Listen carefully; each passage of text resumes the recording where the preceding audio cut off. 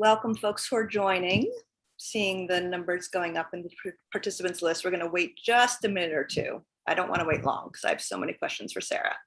I don't want to waste a minute, but we are going to wait just a minute or two to get started.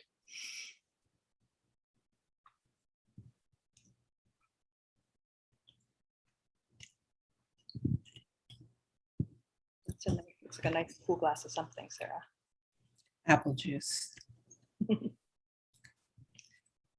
I know better than to do this on a martini. Yeah. It would make it a slightly different conversation. Exactly. Welcome folks who are joining. We're just letting people in and we're going to start in just a minute or two.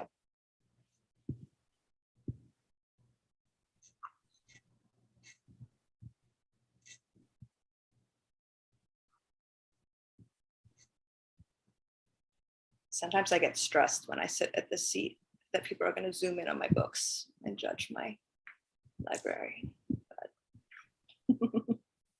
What could be the worst possible book that they could find on your shelf? I just looked at it the other day. It's embarrassing. It's Memoirs of a Geisha.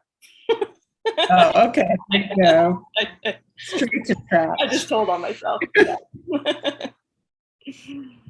What's yours? My worst? Yeah. I think I've gotten rid of them. I'm looking right now. I can tell you a really cool new book I just got. Oh, that'd be great. The President and the, do you know Carolina de Robertis? No. She's a fantastic novelist from Uruguay, and this is her brand new book. So as soon as we're done tonight, I'm going to read it. Nice. Hi, everybody who's just joined. Sarah and I are just chatting about embarrassing and wonderful books while we're waiting for folks to join us. And we are going to start in probably 1 minute. So just hang tight until then. And thank you, Margie Fine. You're very kind.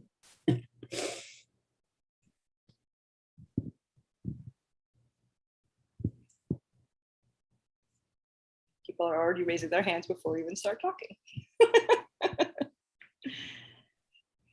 Maybe I'll just start on like a little bit of housekeeping as people join in. I'm gonna ask Sarah a bunch of things, and at some point we're gonna open it up to questions. So feel free to put questions into the Q&A as they come up, and I'll be trying to sort through them at the same time that I'm talking. I'll do my best on that. And if you're willing to use your voice to ask your question, maybe just say so in the Q&A when you type in, because we'd love to get some other voices in when we get to the Q&A, and then we'll unmute you and let you ask your question live. So just do that as you have your questions, and use the Q&A. The chat is disabled, so we're going to be using the Q&A. I was instructed by the time we get to about 1:20, if we're hovering there, we're still having people come in. Let's go ahead and get started. We will slowly do introductions. Great. Yeah, and then we will move along. So anyway, official welcome, everybody. So thrilled you're all here. So thrilled to be here with Sarah Schulman. And we are here tonight to talk about really one specific aspect of Sarah Schulman's phenomenal new book, which I hope many of you have and have read or plan to read. Let the record show. Here's my little commercial for it. It's gorgeous. And what we're going to focus on in this conversation is the lessons that Sarah drew from ACT UP about movement building, and how those lessons may or may not be relevant to our movements today. And by way of introduction of myself, my name is Rebecca Volkomerson. I was the executive director of Jewish Voice for Peace for 10 years, up until about 2019. And thinking about movements, like how to make them maximally strategic and sustainable and effective, is just one of my passions. And as I was reading this book, I was super excited to think about the things that it made me think about. And Sarah has been a very supportive member of JVP's advisory board. And so we've had that work in common together over the last many years. So I'm guessing that we'll be referencing some examples from the Palestinian Solidarity Movement tonight, and also Jewish Voice for Peace is a co-sponsor of this event. So thank you to JVP. And enormous thanks to Jewish Currents, who are our hosts tonight and who were very responsive to this idea that I brought them and made it happen. And I do want to do one just plug again for the book, because the movement strategies piece is a super fascinating piece, and there's so much more to learn from the book. So don't take this conversation as a substitute for reading the book. It's totally worth your while. I kind of hesitate to say that it reads like a novel because it's a serious history, but it is a page turner. So I really, really encourage you to read it. I'm going to do the formal introduction part of Sarah. I'm reading directly from the bio in the book. So for those of you who don't know Sarah, she is the author of more than 20 works of fiction, nonfiction, and theater. She's also a producer and screenwriter of several feature films. She is a distinguished professor at the College of Staten Island, a fellow at the New York Institute for Humanities, and the recipient of fellowships from MacDowell, Yaddo, and the New York Foundation for the Arts. In 2018, she was presented with Publishing Triangle's Bill Whitehead Award for Lifetime Achievement. She's the co-founder of Mix NYC's New York Queer Experimental Film Festival and the coordinator of the groundbreaking ACT UP Oral History Project, which I believe is what formed the basis for the interviews that made up this book. She's a lifelong New Yorker. She's a longtime activist for queer rights and female empowerment, and as mentioned, serves on the advisory board of Jewish Voice for Peace. So incredibly prolific and talented and multifaceted Sarah Schulman. Thank you so much for being here. I'm so happy to be here. And, Rebecca, as you know, I have incredible respect for you, and I've learned so much from you, and I'm so grateful to your leadership. So I'm really happy we can have this conversation. That is incredibly kind. Thank you. So put your questions in the Q&A as we're going along. I'm going to start. And Sarah, actually, as I was prepping for this event, people were talking to me about it. And I happened to be talking to someone yesterday who was in JADO, which was Jews Against the Occupation. It was an early radical anti-occupation group here in New York. It was active in the late 90s and early 2000s, I think. If someone wants to correct me in the Q&A, feel free on the exact dates. But what they mentioned to me yesterday was that their fiercest members came from ACT UP and that they learned how to do actions from them. And that, I was thinking about how you sort of take great pains in the book to draw out the integration and influence of early movement heritages and traditions and political understandings that individuals brought to ACT UP as it was in formation. And, you yourself, your example was as someone in the reproductive rights movement, and how you brought the work of that movement and the practices of that movement into ACT UP. So to start with, I would be curious to hear you talk a little bit more about why you think it's important to understand the sort of bits of movement DNA that are brought into movements as they form, and also what legacies you see of ACT UP's methods and approaches in various movements today. Yeah, so there's a lot to say to that. So the first thing is that no movement is discrete. Movements are all influenced by previous movements in lots of different ways. The gay movement has been presented as discrete, as something that just appeared out of nowhere, because many of the people who were previously active in other movements were in the closet while they were in other movements. So there wasn't this, direct trajectory. However, the reason that there was an autonomous gay movement in the first place is because queer people were kicked out of the left in a number of different ways. So the Communist Party famously expelled gay men.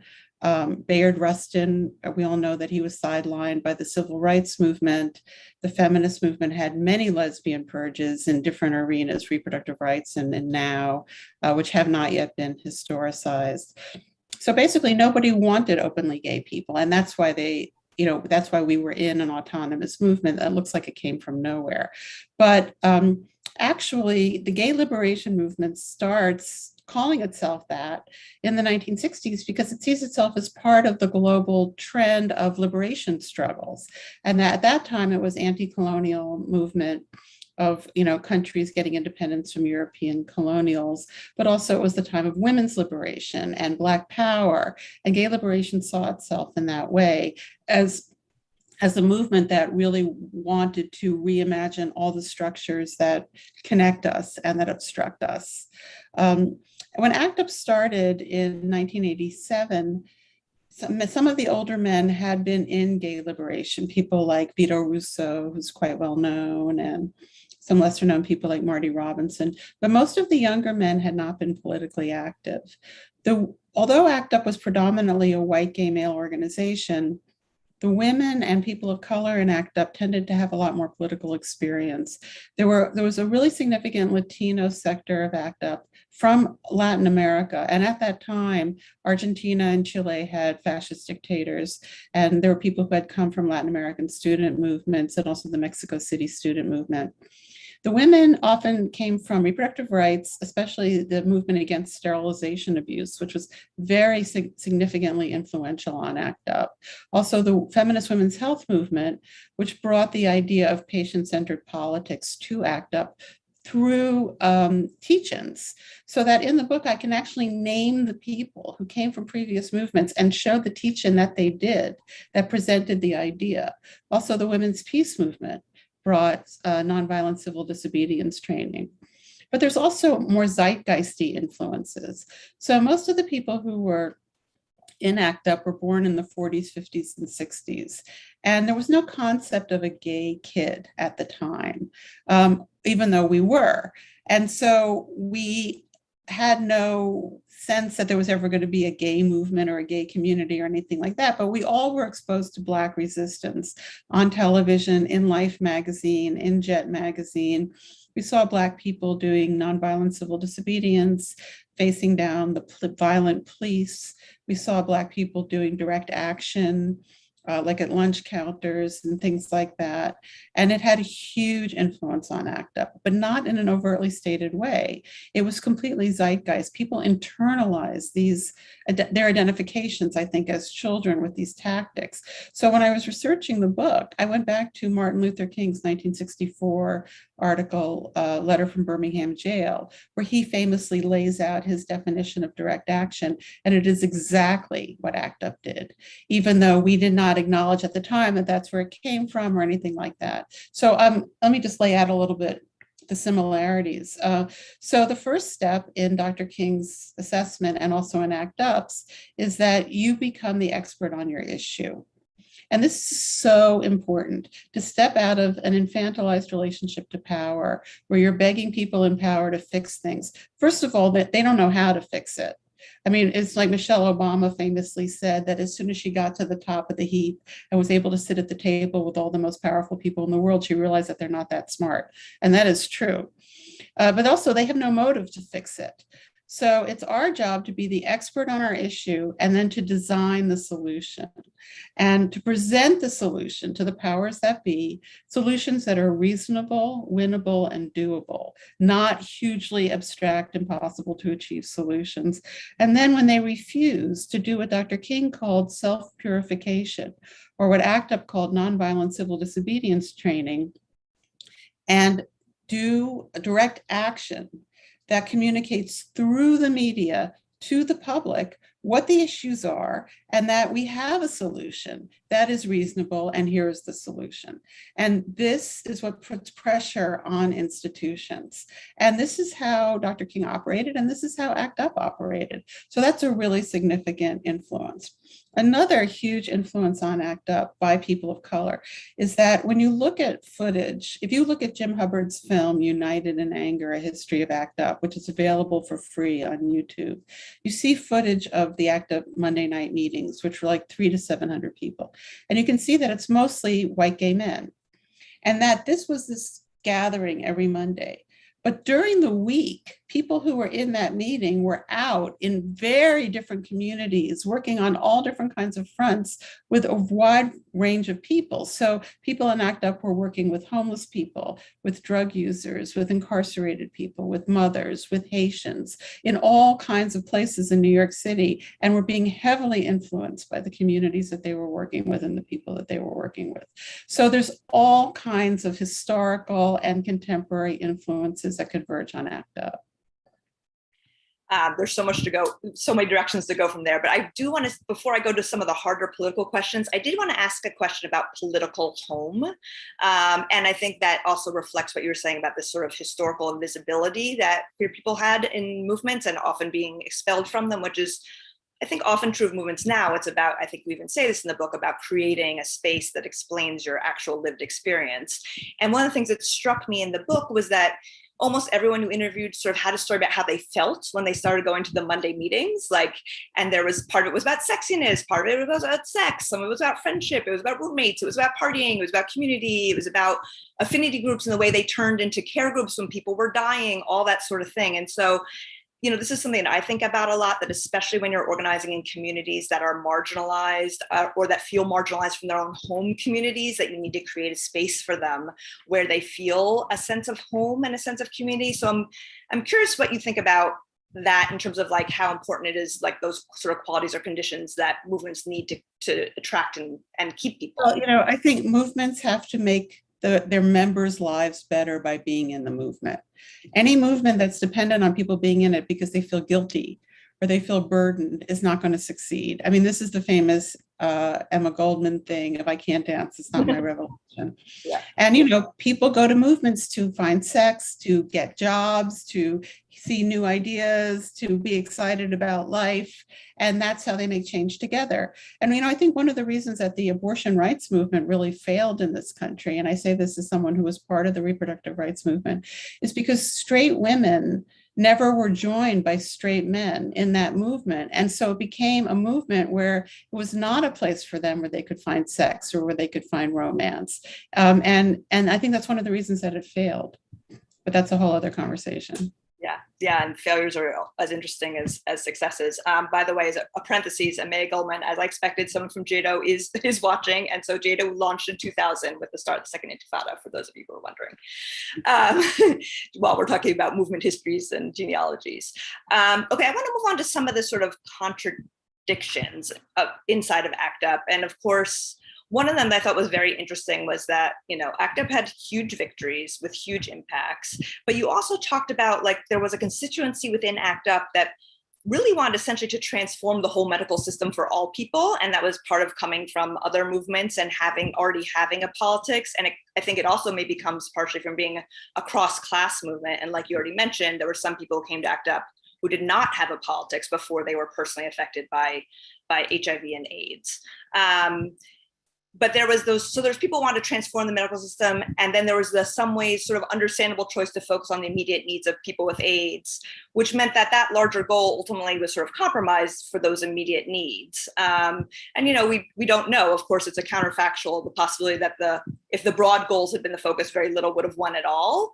But I would love to hear you talk more about it, just because it's a fight that I feel like is playing out on so many issues and so many movements right now. And the immediate example that comes to mind is climate, you know, where there's like a whole discourse around that climate can't be addressed without ending capitalism, which is true. But then that also policies like the Green New Deal are therefore not adequate, which can also seem like it makes it hard to take any kind of action. So I'm curious about your thoughts around like the ways movements can negotiate that tension of immediate need versus long-term goals, and, you know, how you think ACT UP did successfully, but also not so successfully. Yeah, I would say that it's even more complicated than you laid out. Okay. So ACT UP, so the idea of a patient-centered politics comes from feminism, and ACT UP was based on the idea that people with AIDS were the experts. And so everything that the organization did was based on the perspective and need of people with AIDS. So, for example, science likes to do placebo trials where half the people get the medicine and the other half get sugar, and nobody knows who got what. And then science can see really clearly how the medication is working. But if you're a person with AIDS, you don't want to get that sugar. So when you're designing the trial from the perspective of the person with AIDS, you don't have a placebo option. The option is the standard of care of medication. So they're at odds. The perspective of the people who are in crisis can be at odds with people who have a more leisurely path. You know, there were no treatments for people with AIDS, and people were dying very quickly. And AIDS is a terrible death. Just to say, so that people understand, AIDS is like an umbrella term, like cancer. It's different in each person. It means that your immune system is not working. And so each person would manifest different kinds of breakdowns in different ways, which were called opportunistic infections. Like they could get dementia, they could no longer process nutrition, the nerves on their legs would swell and they couldn't walk. And so people with AIDS wanted science to study the treatments for the opportunistic infections, but those were a smaller market share than trying to come up with like a pill that would fix your AIDS. So for years, pharma was just recycling failed cancer drugs that they had the patents for because that was the huge market. And in fact, AZT, which was a fake out, it didn't work, but it got sold to the public, became the highest profit-making pharmaceutical in history because of that approach. So there was always a struggle between the perspective of the people who had the need, right, and the larger system. Because people with AIDS set the tone, there was no theoretical debate in ACT UP.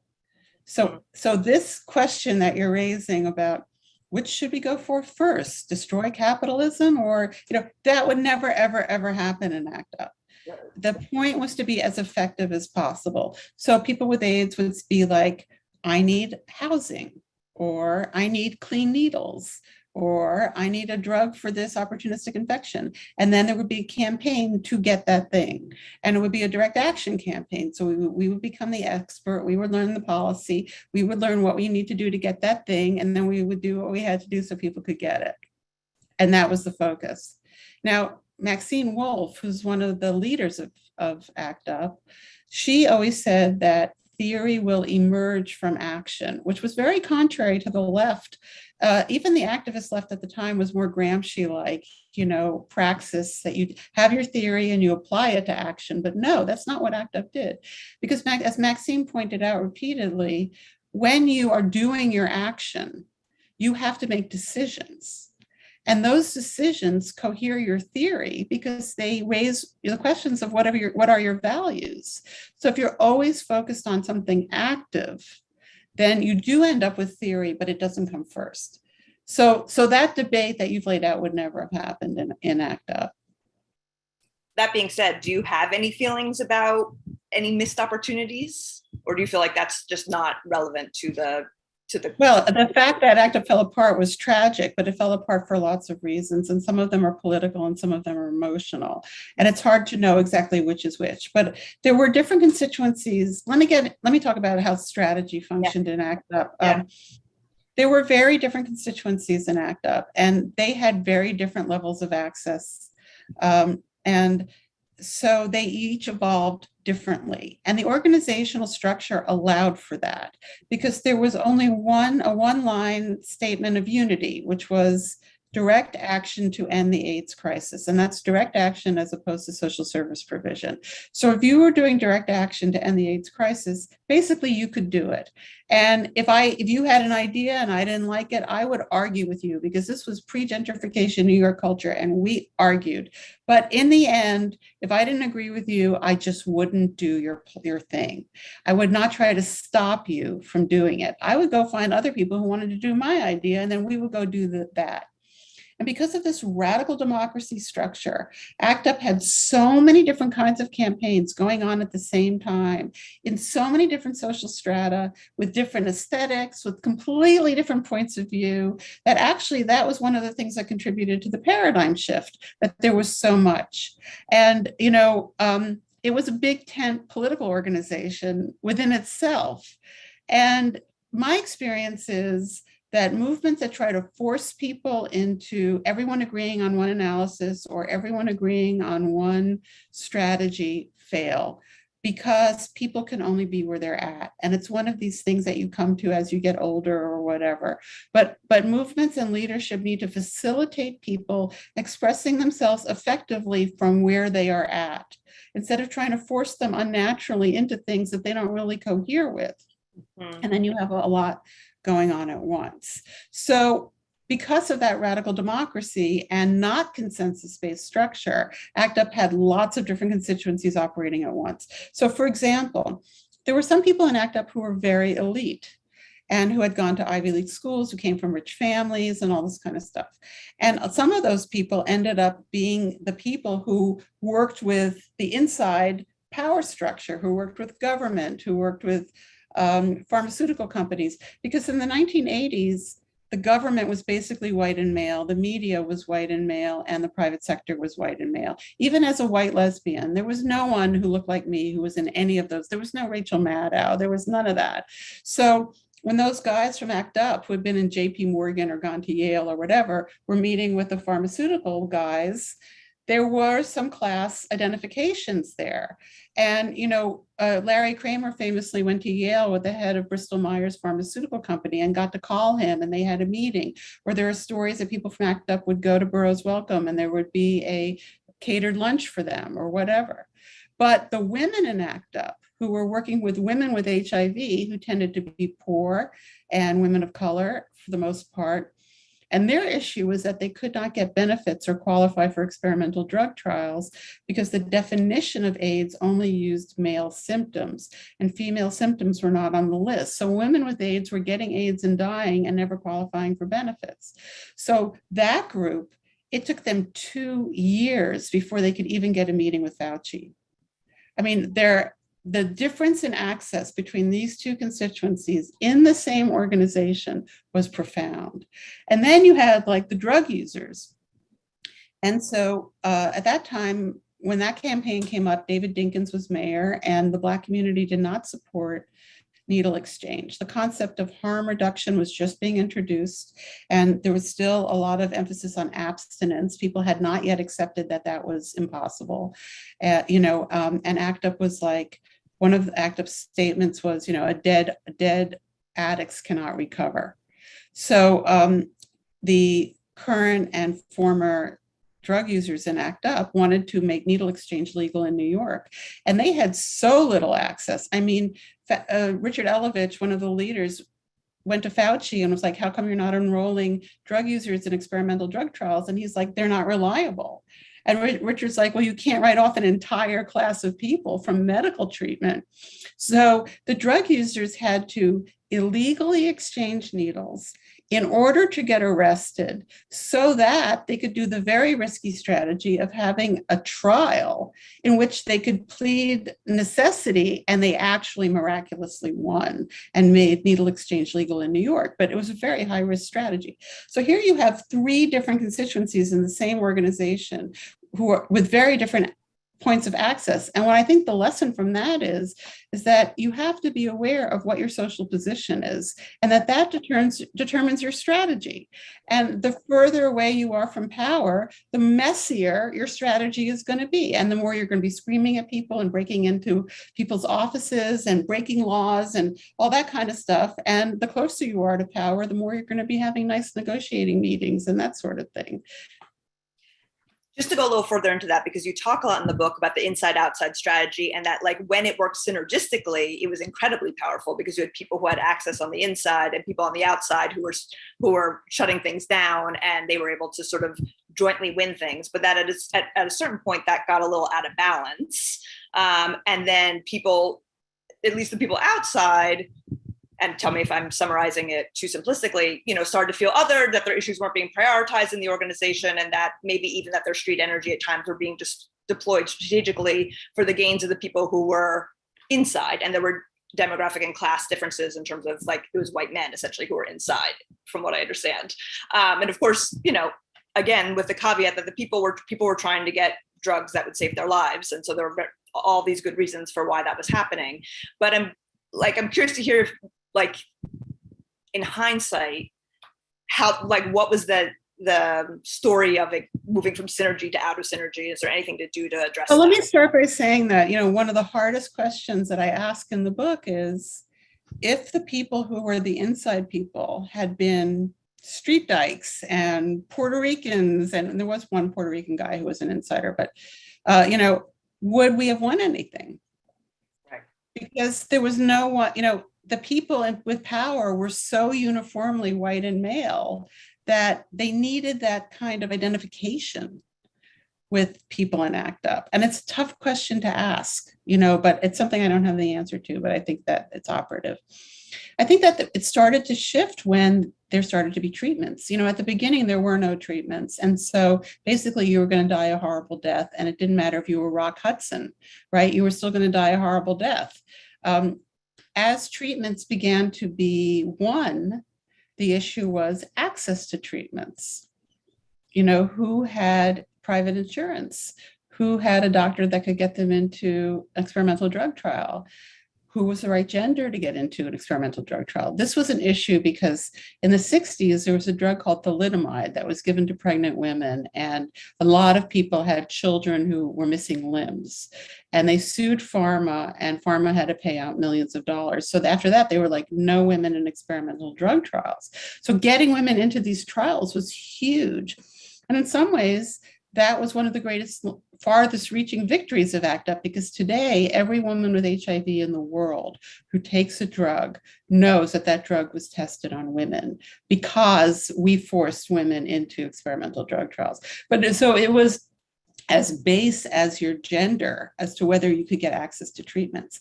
And that's when it all started to fall apart, not fall apart, but become really a contradiction. And that was quite early, actually. There's a question in the chat, which is relevant, which from Felice Gelman saying, why didn't the people who had better access to power facilitate access for those who did not? Yes, that is a good question. There was a huge event that I cover in the book where women with AIDS had fought and fought and fought to get a conference from the US government to have hearings on women and HIV. And they finally had their conference, and one of the really important male leaders who was very high up in ACT UP did not attend.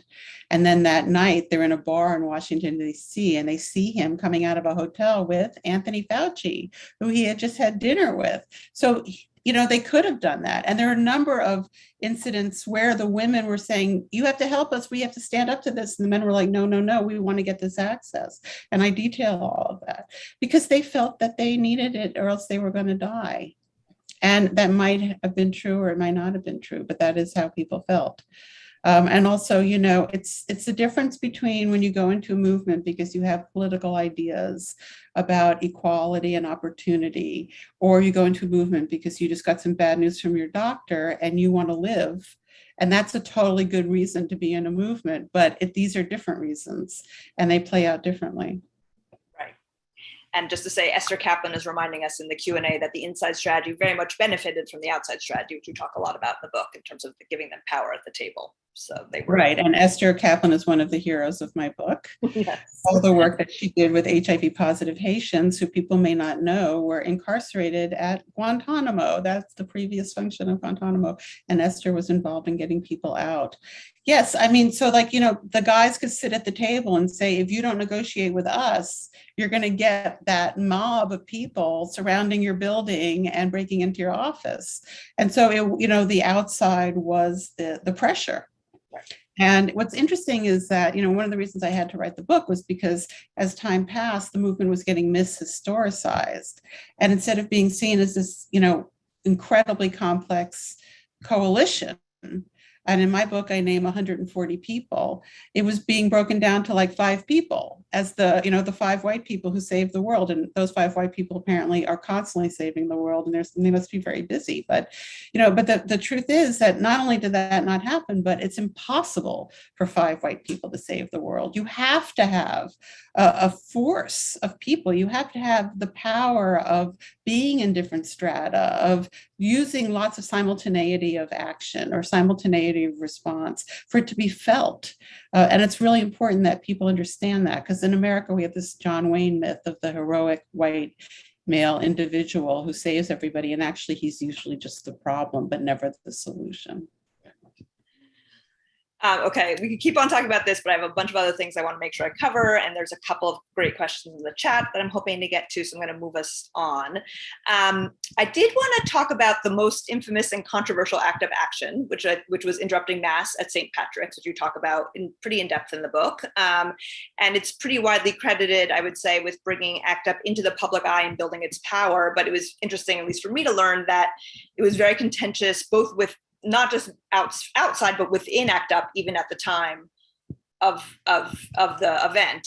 And this question really is very specific to sort of Jewish solidarity with the Palestinian rights movement, but because I'm thinking about the ways that our movements now try to confront our own institutions and how important it is to prioritize those kinds of targets, and what about that works and doesn't work. So I'm curious about your thoughts on that. Well, yes, I think let's do it. In 1989, when this action took place, the Catholic Church, this is before the pre-sex scandal. So the Catholic Church was extremely powerful, and the cardinal was more powerful than the mayor. but normally they had stayed in their lane and they did their stuff in the Catholic schools and left the public schools alone. But they were so homophobic that when people started to have condom distribution in the public schools, they would get on the public school boards and try to stop it. And ACT UP had to have this moment where they were just like, do we really think that our lives have value? Do we, because for years the left had been afraid of taking on the Catholic Church. And there always were fights about, like, the Catholic left opposed abortion. And so every time there was a coalition about something, they would leave abortion off the principles of unity because the Catholic left objected. And that was always a defeat. That was always a moral and ethical defeat. And, at a certain point, you have to say, like, I don't care that you have tax exempt status, which is basically what it's all about. You don't have the right to cause people to die. And ACT UP just came to that point. Now, ACT UP was mostly, I think, Jewish and Catholic. There were some Protestants in ACT UP because this is pre-gentrification New York, so it's a little bit different demographic. Yeah. And some of the Protestants were afraid of ACT UP looking like an anti-Catholic organization. But the Jews and the Catholics were not afraid, and they didn't care, actually, because they were opposing the politics. And just because someone's going to say, oh, you are anti-Catholic, you're not. It's kind of like these fake anti-Semitism arguments that we're always facing. Clearly it's political. And just because they're lying doesn't mean that their lies should control your actions. But so because of these concerns, ACT UP decided that we were going to do a silent die-in that would disrupt the mass. This was December 1989. So outside, there was our largest demonstration ever, which was 7,000 people. So ACT UP never had a very, very large event. And then inside, I went inside, and we all went inside, and we thought we were going to do a silent die-in. But one of our members, Michael Petrellis, jumped up on the pew and started screaming at Cardinal O'Connor in his New Jersey accent, "You're killing us, you're killing us. Stop it, stop it." And everybody went crazy. People started screaming and reading things out loud, and it was total chaos. And people got arrested and all of this. Well, when I came out of the church, I thought, oh no, this was a disaster, and there's even footage of me saying this was terrible.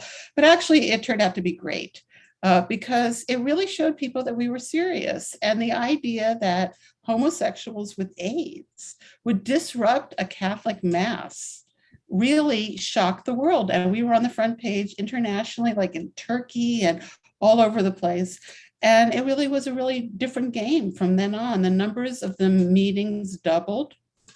And, it also changed the way that the media represented us. One of the most interesting interviews I did was with Donna Binder, who was a photojournalist that worked for ACT UP. And she said that she would take all these photos and bring them to the photo editors. And they would say, no, we want those photos of those emaciated people dying in bed. And she would say, no, this is, but after Stop the Church, they wanted those action photos. And they realized that these were pictures of people with AIDS, people fighting for their lives, and the whole media image changed. Another thing that's really interesting is what happened with Michael. In the meeting after the post-action meeting, people were angry at Michael because he had gone against what the group had decided.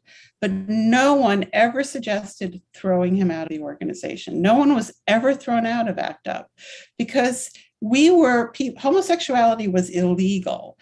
Gay sex was illegal. There was no gay rights bill in New York. You could be fired from your job. You could be kicked out of your apartment. We had no supremacy ideology about ourselves. We were people without rights. In order to say that you are pure and superior and somebody else is lesser than you and should be excluded from your community, you have to feel some kind of sense of entitlement, and we didn't have that. And so no one was ever kicked out of ACT UP because our concept was as a community. If the only reason not to come to ACT UP was that you didn't believe in its politics, and its politics were very clear. And most people in the gay community did not like ACT UP's politics. We were not liked because of the direct confrontational aspect. And that was self-selecting in lots of ways. Anyway, years later, I interviewed Michael Petrellis, and I asked him, why did you do that, by the way? And he said that he was just really upset because no one would let him be in their affinity group. So he just started screaming at the cardinal. And that's one of those very human things that, we were under a lot of pressure. Being an ACT UP was in some ways very hard. You watch people suffer all the time. We were very young and, people acted out. And there was a lot of acting out in ACT UP and people were not punished for it. Yeah. I think it's an incredible reminder, I think, for those of us who are working who sometimes feel scared. Everyone feels scared when you're doing a big, scary action like that. That's very confrontational. But first of all, that if you're really serious about the pursuit of power and pursuit of impact, people are going to be mad at you, and that you have to be prepared for that. And then the other thing is just that the long-term impacts, even though it's things that can seem in the short term like a mistake or like can actually in the long term really help to build that power. So I think it's just a really powerful reminder of that. It has to do with the concept of no business as usual. Right. If you're dying of AIDS and you really accept that, then you can take on the Catholic Church, the New York Times, the government, the art world, because you're not trying to get a job at the New York Times. Like your sense of ambition and wanting to advance yourself within a system that is sick disappears because it's no business as usual. And once you get to that place, that's when you're really able to face power. Right. Well, I have two more questions before we move to Q&A. So folks who I see a couple of great questions in Q&A. If folks have others, please put them in there. But I think that's actually a perfect segue into talking about something you've been already touching on a lot, but that the grief and the anger and the urgency, the fear was sort of the constant conditions of the ACT UP years. And people were angry about homophobia. Like you said, they were angry about dying at a young age when the world didn't seem to care. That constant sense of time running out, and that urgency really gave, like, as you've described it, like flexibility and the thing about no time for theory and a lot of creativity, and also like allowing for that messiness and lack of control. But the last sections of the book, one of them I think is even titled Desperation, but that are really very wrenching, were about the ways that mourning was transformed into political ritual. So the ashes action, when people's ashes were thrown at the White House, funeral processions through the streets of New York. And I think in this day and age, that grief and anger and fear and urgency is part of so many movements. If you think about abolish ICE or abolish the police or the carceral state or climate justice, eviction defense. There's like so many of them that I think are built on that grief and anger and fear and urgency. And one of the quotes from the book that struck me was, like you said, that as the deaths accumulated, ACT UP got crazier and in a sense more apocalyptic as a reaction to the reality of suffering. So I'm curious to hear you sort of just reflect on the ways that both that mourning and that desperation was expressed politically in ACT UP, and the ways are there ways to channel grief and rage productively and successfully without it sort of also causing internal combustion, for lack of a better word? Well, I think one of the things in ACT UP was the step away from the symbolic. And that started with strategically, and then it ended up being a ritual. But the first time was really when ACT UP decided to go to the Food and Drug Administration. And David Barr, who was one of the leaders of ACT UP, for years, the left would go to the White House and the Capitol, the White House and the Capitol. And he was like, we should go to the actual institution that is opposing us. And it was like, oh, we should go to Rockville, Maryland, where the Food and Drug Administration is. And it was hard to convince people to do that because the left is very stuck in repetition. And this is one of the things I learned when I spent 5 years working on the Irish Lesbian and Gay Organization, trying to get into the St. Patrick's Day Parade. Oh, yeah. And, one of the lessons I learned from that campaign is if something didn't work the last time you did it, don't do it again. Mm-hmm. And I know that's really seems crazily simple, but the left is constantly repeating tactics that do not work. Like having people stand in the cold at a rally where they're standing there and they're listening to speakers, that does not work. Right. It doesn't do anything. It doesn't build for the future. It's not part of a campaign. I don't know why we do it over and over and over again. That's why we moved to direct action. And when David was like, let's go to the powers that oppose us instead of going to a symbol. And that was a huge step forward for ACT UP. And this eventually became the trajectory in dealing with death. Because at the beginning, when you look especially at the footage, we had die-ins where people would lie down as though they were dead and hold up like gravestones made of cardboard. But by the end, we were taking the real bodies. Right. And what I, in 1992, 93, there were three people who were in the same affinity group, John Greenberg, Mark Lowe Fisher, and Tim Bailey, who all knew that they were going to die. And this is part of the consciousness of ACT UP. People knew and accepted that they were going to die, and they wanted their death to be something that would advance the movement. And each of them asked the other people in their affinity group, the Marys, they told them specifically what they wanted when they died, that they wanted political funerals.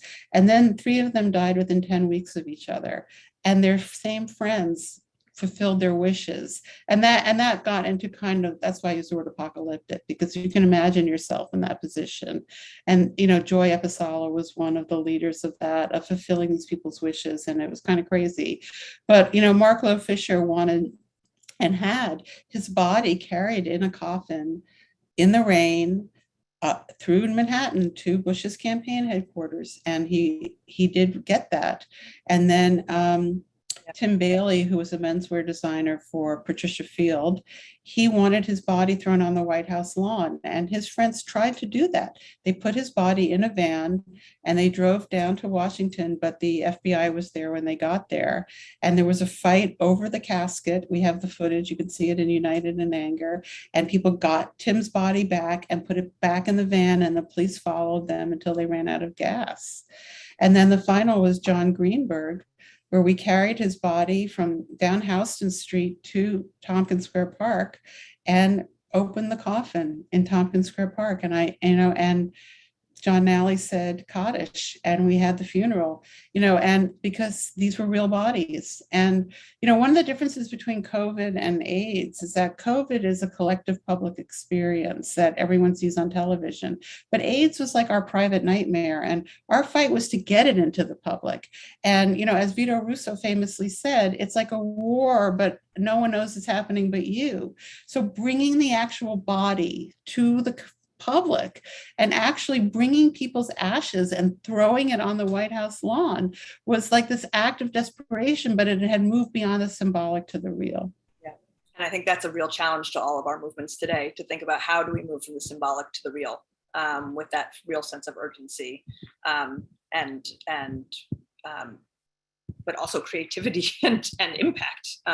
Just incredible. Just as a little side note, because you talked about this, the true sense of solidarity that members of ACT UP had for each other, a small detail that you wrote about when during the action with Tim's body, and there's a little quote where you say that Tim's brother also participated, although he wasn't a member of ACT UP, but he was honoring his brother, and he at some point, lost his shit with the cops or something. And then you just have one sentence saying Jim Aquino, who was another member of ACT UP, then took a bus because they didn't want Tim's brother to be in jail alone. And I was just very struck by that sense of like care for each other, even in those moments of intense. Both. It's care, but it's also like, if you've never been arrested, getting arrested is scary. Yeah. But once you've been arrested, you realize that people are dying, and being arrested for your beliefs is okay. Yes. Yeah. And then it becomes something that you can do. Yeah. Yeah. All right, I have one more question, and then I'm going to move to the question, some great questions in the chat, which is about internal racism inside of ACT UP, and not even so much internal racism inside of it, but the way it was handled, because I think that it's interesting to think about in comparison to the way that people handle racism. And I'm talking right now about multiracial movements that are still white majority movements. And you offer a lot of sort of nuance and correct that image of ACT UP as all white gay men, but also that it was a majority of those who were active. And I have a quote about it because I was fascinated by the way you describe how it was dealt with. And so here's a quote saying, women and or people of color members did not waste their time trying to teach their white male comrades to be less sexist and racist in the drive towards action. Instead, people of color and or women stewarded ACT UP's considerable resources for projects that primarily benefited women, poor people, and people of color. So I would say that's not how most movements, how internal racism is addressed in those in multiracial white-led movements today. And so I'm curious to hear you talk about that model of action over language and what we can learn from it today, and or conversely, what from today's approach you think could have benefited ACT UP. And we're two white women talking about this with our own blind spots, but given that perspective, I'd be curious to hear what you have to say about that. Well, one thing is, I think that women expected sexism, and I think people of color expected racism and already knew how to negotiate it and weren't going to waste their time with it. So let me show you how people did marshal the resources, because I think that that's important and it's concrete like everything else in ACT UP. So there were some very elite people in ACT UP, and there were people who were connected to the art world. And they organized a very high level art auction in which ACT UP raised $650,000. And just to show you how connected those people were, one of them is now running the Andy Warhol Museum, and the other is now running the Hammer Museum in LA. So they stayed, in the art world. So when the Women's Committee that was working with HIV positive women needed people to be able to go to Washington, D.C. to testify and stay in hotels, like travel and hotel, they didn't have to raise the money for it. They could go to the fundraising committee and say, we need this, this, this, and this, and they always got it. When Needle Exchange needed to buy needles, they didn't have to raise the money. They could get it from the organization. When the Latino caucus realized that people with AIDS in Puerto Rico had been basically, abandoned, and decided that they wanted to go to Puerto Rico to start ACT UP Puerto Rico, they got the money from ACT UP's fundraising. So given how wealthy this movement was, and that poor constituencies didn't have to do their own fundraising, it just made more sense. Why do you want to waste, you could spend your whole life trying to change one person and fail. Like, why would you spend all your time trying to convince some guy to think differently or use a different word when you could just take the money and help your constituency? And because the movement was so organized towards being effective, that's just the thing that made the most sense. And that's how it operated. Do you have any thoughts about whether you would have, given the way things are now, whether you think any of those conversations are things that you wish were happening in ACT UP, or do you feel like that was the way to go? I don't know. I mean, I'm still an action-oriented person. So I think, coming up with what solution you want and what actions you want the organization to take that would be effective, and getting the organization's resources to do those actions is the best way to go. That's how I've always operated. Okay, we're going to move to questions. Just so folks know, we're going to go to about 8:15, so there is still time to put your questions into the chat. There's a comment here that was back from the conversation about inside outside. Sin Soul says, unfortunately, so many of the women, at least whom the media mentioned at all, contracted AIDS as sex workers. So that's just a historical comment. And by the way, there was a good amount of political education also happening in the Q&A. So thank you folks who were there for helping to educate people as we went along. There's a question here from Dan Fishback saying, since we're talking about movement strategy, I'm curious if either of you have any critique of the Palestine solidarity movement among US Jews in the context of Sarah's analysis of ACT UP. Where do you think there's room for change? Ooh. I mean, I have always felt that we have let go the idea of a product boycott. And that is something that could really be effective. I mean, when I was 12, I was standing in front of Date Shopwell telling people not to buy grapes because Cesar Chavez was trying to organize a union of farm workers. And, if we could pick one product that is particularly offensive and have a campaign to try to get it out of Whole Foods or whatever, I think it's something that we could win. And it would galvanize people, because when you're standing in front of the supermarket, you're talking to people, and it's that one-on-one contact with the public. So that's something that we haven't done that I really think we could do. I'll also answer. I mean, I think it's a whole other conversation that I would love to have, but there's a few things. I mean, I feel very challenged in a good way by what you talked about, the difference between symbolic action and real action. And I think from my own experience of being in Israel, Palestine, and putting my body on the line, and that feeling of urgency, I've never been able to quite recreate here. I mean, it's interesting because when we were talking about the sort of grief grief and the way that mourning was expressed in ACT UP, I still feel, you might have been there actually, Sarah, and I think I'm quite sure you were, Dan, like one of the most powerful moments inside of JVP was when we did a big group Kaddish after the 2014 war for everyone who had died in that war. It was more of a comfort internally because we were able to use our own rituals to express a grief that we weren't able to express in our other Jewish homes. And so that was part of what made it so powerful. But I still think it's in the realm of the symbolic as opposed to the real. So I think that's an interesting challenge that you've brought to us, Sarah.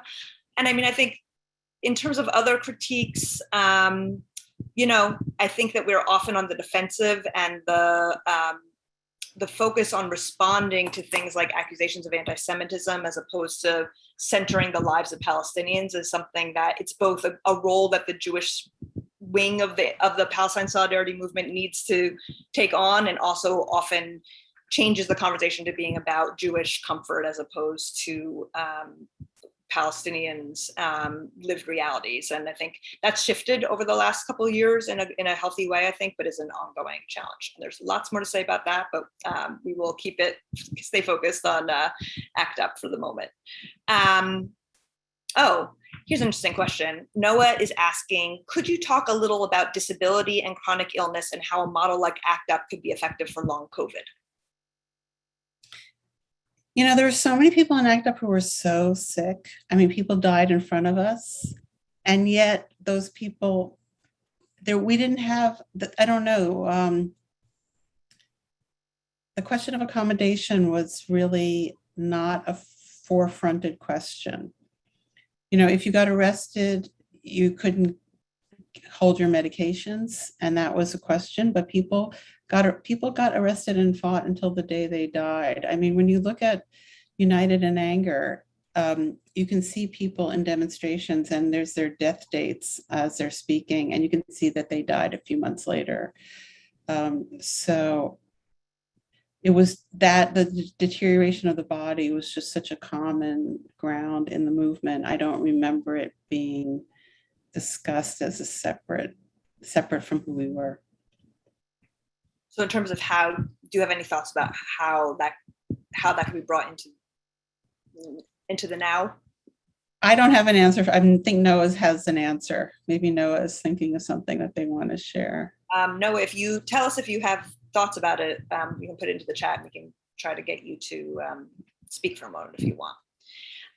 Sarah, this is a question about your process. Andrea Estepa is asking, what, if anything, did you learn about ACT UP from your interviews that you did not know before, despite being part of it? Oh, hi, Andrea and I went to high school together. Nice. Hi, Andrea. Like everyone else in ACT UP, I thought that what me and my friends did was ACT UP. Nobody had an organizational overview. ACT UP never historicized itself. This is a pre-internet organization, right? And really, everyone thought that what they did was all that happened. So just like everybody else, as Jim Hubbard and I started interviewing people, we were like, what? Never heard of that. Didn't know anything about that. Putting it all together we interviewed 188 people over 18 years. And, getting like the organizational map was just a phenomenal realization. This is another question about life in ACT UP. Daniel Rahendra is asking, I'm curious about how becoming the expert did or didn't translate into political education. So anti-racism, feminism, et cetera, within ACT UP. It was more so we didn't have educationals on racism or sexism, or it wasn't that way. It was on issues that broke down as to how they affected women or how they affected people of color. But you would learn about a treatment, who was making it, the company, what they were charging, how the treatment worked, who it affected, who needed to get into the trial. And then always, as in the case of every kind of cataclysm that occurs in the United States, it always was revealed that it affected poor people, people of color, and women and children, more severely. So that was not separated from the actual issue itself. It was always a dimension of each question that we were looking at. Right. Sorry, we're skipping around topic to topic, but there are a lot of good questions about different things in here. Lauren Berry Kagan has a question, but went back, I think, to one of our original mini conversations, which was about, and you were talking about how, it was patient-centric. And so Lauren said, Sarah is talking about a movement led by the needs of people directly affected. What about when people with HIV/AIDS had contradictory ideas about how to meet their needs? Well, that was the thing about having a radical democracy. If you felt like the most important thing in the world was needle exchange, and I didn't believe in needle exchange, I just wouldn't work on it. But you could work on it. And if I wanted to do, a youth education project, I would go do that. So things were not pitted against each other. There were like 300 to 700 people at every meeting, which is a lot for a meeting, but it's not a lot for a whole movement. But because almost everybody was active in some way, you could just work on the thing that made sense to you. And the organization didn't have to choose. And that's, I think, really important. In some ways, that's like the best takeaway. The most important message from ACT UP is, Big Tent politics, radical democracy. Definitely, you have to have a principle of unity so you know what your bottom line is. But from there, people have to be able to build campaigns based on who they are and what makes sense to them. Margie Fine is asking a question that I think has a lot of context behind it. And actually, we didn't really talk that much about the split within ACT UP and the reasons behind it. So Margie's asking, what does Peter Staley think of your book?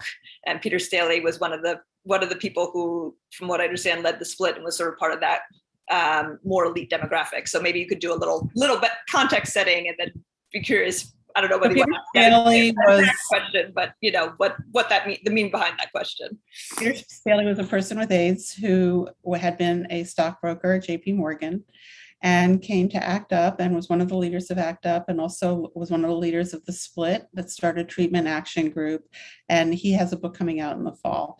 So first of all, I just want to say that when ACT UP split, I was not on either side.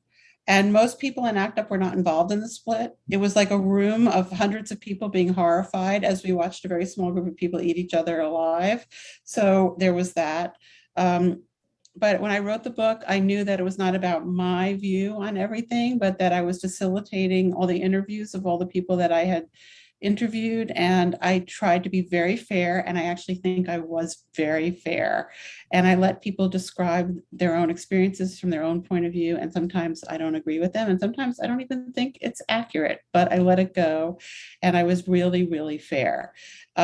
Now, the thing about Peter Staley is that he's one of the 5 or 6 people who had been singled out as like one of the great heroes. And even though I do show the work that he did, and I do give him a lot of credit, I also give other people credit as well. And some people are fine with that, with other people getting credit, and some people feel very threatened, like they're giving something up.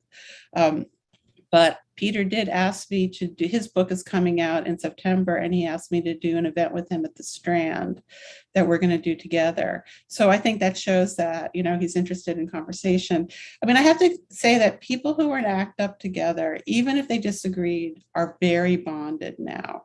Very, very bonded, even if we still disagree, because we had the experience of being effective. And that's a very rare experience for a political movement. And that's something that we share. We feel like we saved each other's lives, and we know that we did something for the future. And, it's very hard to get activist information and activist history.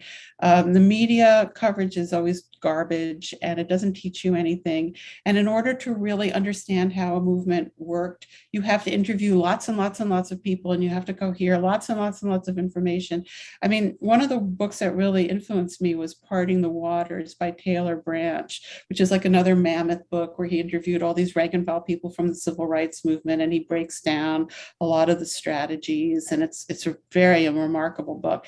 But it's like that kind of stuff is very hard to get. And there are many movements that we've all been in that have not been historicized, and their lessons have been lost, so the fact, so I think that Peter probably disagrees with some things in the book and then learns some other things. And he clearly wants to be in conversation, and that's very ACT UP.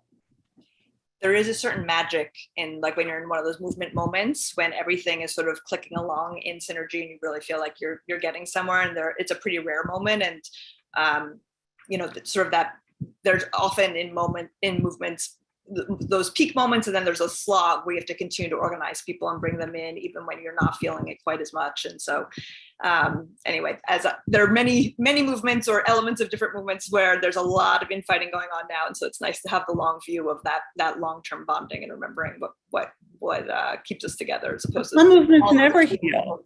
I mean, some movements never heal. People who were in the sex wars, about pornography and whatever, they will not speak to each other and they're 80 years old. So, There's some Yiddishists, I think, who are the same way.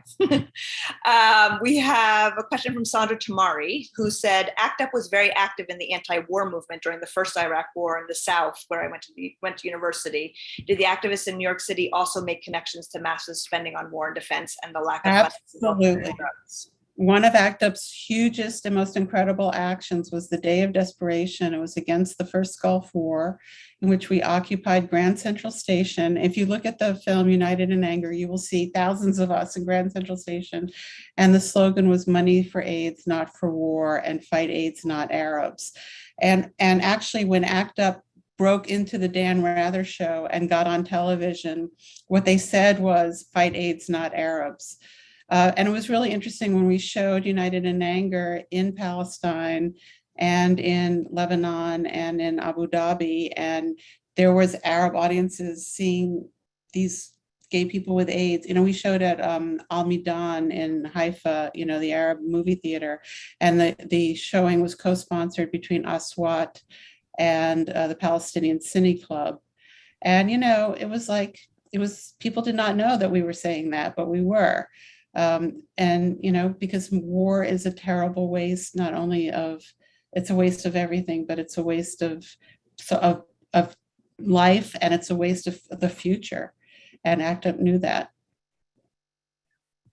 There's another question here from Kate Raphael about the ACT UP San Francisco and comparing them. So she says ACT UP in San Francisco had a very different culture. There was a lot of calling out of racism and sexism, and we did use consensus so people could block each other's actions. And those two things ultimately split the group. Do you have thoughts about why New York was so different? It was New York. New York was the mothership, and it was the original ACT UP. And, not only did this is pre-gentrification New York, but people who were ambitious came to New York, and people were very driven. And also, we had a horrible mayor. We had the closeted Ed Koch, and he was the enemy of the community. And gay people in San Francisco had a lot more power. They were a lot more visible, and the city government was much more responsive to them.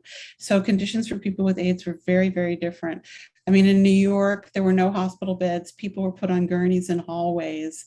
And I remember a friend of mine who died in San Francisco, when he got sick and went to the hospital, there was a special triage entry method for people with AIDS. It was a completely different cultural approach. Esther Kaplan has another historical reminder, which is she wants to name Alden McKean here, who served in Vietnam and was part of the anti-war movement, speaking of ACT UP movement origins. Right, and also Ortez Alderson, who also came from the anti-war movement. Yeah. And died. There's a question here from Alan Blitz saying, was ACT UP influenced by Gandhi's Satyagraha? Who knows? We never had study groups. We never talked about texts.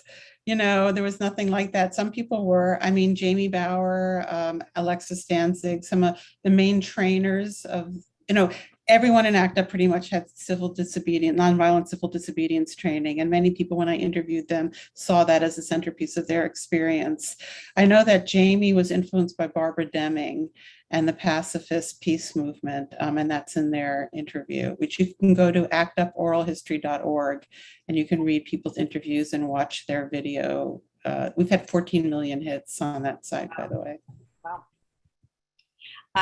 Noah is also asking, could you reflect on the queerness of JVP and how it's informed by ACT UP?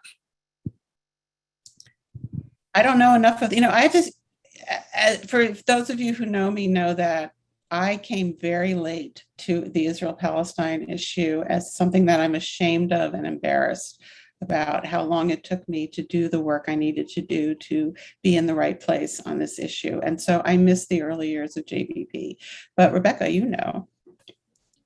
Well, JVP is very queer, and I think there's another question, which is just like, which I think you sort of maybe to a certain extent answered, Sarah, which is, again, a lot of left movements have a lot of queer people in them, and so JVP was maybe no different. I don't know how many of those folks came from ACT UP. Some did, but not all. Some of them, a lot of them were involved in, I'm talking about the founding generation now, came from other movements as well. So it's an interesting question. If there's anyone who's here who is part of that founding generation, please say so in the chat, and maybe we'll get some insight about that. There's two questions here in the meantime, which I kind of want to use as our closers. Which and Sarah, so if there's anything else you want to say about lessons you would want that are, would want everyone in all kinds of different movements to take from the book and from your reflections and from this history, then please add those in too. But the two questions are from Rachel Baker and Haley Ferkser, and they're similar. So Haley asked, what models from ACT UP can we use today to help decentralize social and decision-making power in the movement? And Rachel asked, what assessments and questions would you recommend using to determine whether a group is in a position to split and become separate organizations? Okay, that's it. Yeah. So there are two different questions around sort of assessment and of these different models. And I think, by the way, so ACT UP, not as similar as I thought at first, but I will also say that I think Rachel's is interesting considering what Kate was saying about the San Francisco model versus the New York model. So, take it wherever. ACT UP had very little control. People were not controlled. So for example, like somebody could say, we need someone to write a letter to this person and say this, and someone will say, I'll do it. And that was it. You never went back and read the letter. We never did that thing where like, move this comma or say this word. You just trusted the person and they did it because people weren't in ACT UP because they wanted things to change. And just by walking in the room, you were trusted. I mean, as I said before, ACT UP was not popular in the gay community. It was considered an ultra-radical organization, and most people never joined ACT UP. Most people never went to an ACT UP. It was a vanguard movement in a sense, and the people who were there were committed to that way of doing it. It's like when you join JVP, you're joining an organization that is anti-Zionist and supports BDS. And if you can't hold with those two positions, then that's maybe not the group for you. And that's kind of how ACT UP functioned also. So there was a lot of trust. And there was a lot going on at the same time, and nobody was controlling everything. Now, there were two different structures. There was the official structure with the meetings on Mondays, and there were official committees, like you could be on the fundraising committee or this or that, and each committee sent somebody to a coordinating committee and all of that. And then there was another structure, which were affinity groups. And these were groups of like 15 to 20 people that met at somebody's house. And they usually, sometimes they were together for one action, sometimes they were together for years. And they would usually do illegal nonviolent civil disobedience at officially sanctioned large events.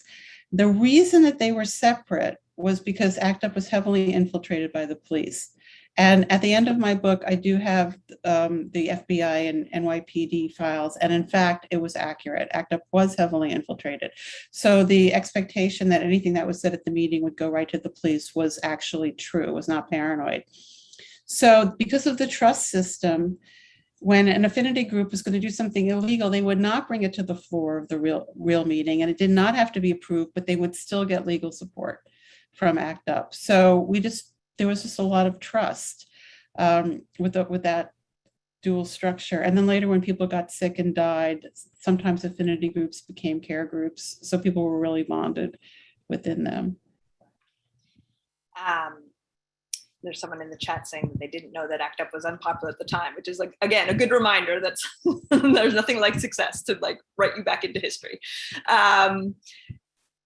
Do you have any, in terms of these two questions, I'm curious about, they're already gone now, I can't see them, but both the question about like do you have any assessment of when is a good idea for organizations to split? And I think more as a wrap-up question, like what are the sort of final lessons that you want to, Okay, well, I think that once you're trying to control other people and make them do things that they don't want to do, then you're not working together anymore. And actually, ACT UP didn't need to split, to be honest. I think that, Garant's Frankie Ruda, who was one of the leaders of ACT UP, even though she was only 17, when I interviewed her, she said, I think we all went crazy at a certain point, and it was very painful. And people did turn on each other. There were real political differences also, but they could have coexisted. It just was, I think there was too much stress to work that out. I mean, I think we've gone through the main takeaways. Radical democracy, no consensus, let people have a principle of unity so you know what your baseline is, but let people do it the way that they need to do it. Don't try to force homogeneity. I personally am not a fan of stopping the action to challenge people on sexism or racism. I think it makes more sense to have your eye on the prize and to use the organization's resources to win for your constituency. And I'm also a fan of no theory. Let the theory emerge from the action, and don't have theoretical debates because they can become very polarizing and nothing is at stake. And I agree with Maxine that your theory will emerge if you put action first. So those are my takeaways. Super. Any final words you want to offer? I think that's what I just said. I think okay, great. Well, there was a lot we didn't get to, and I see a couple of things in the chat about organization building, sustainability, and we didn't talk about staffing or non-staffing of movements. We didn't talk that much about art, and there was a lot of things we didn't get to, but there's a lot we did, and it was just a really wonderful discussion, and I learned a lot, and I see a lot of appreciation in the Q&A. So thank you all for joining us, and enormous thanks to you, Sarah, first of all, for writing a book that's to all of us, and buy it, everybody. It's beautiful. And thank you for spending the time with us tonight to share what you learned. Thank you so much. Good night.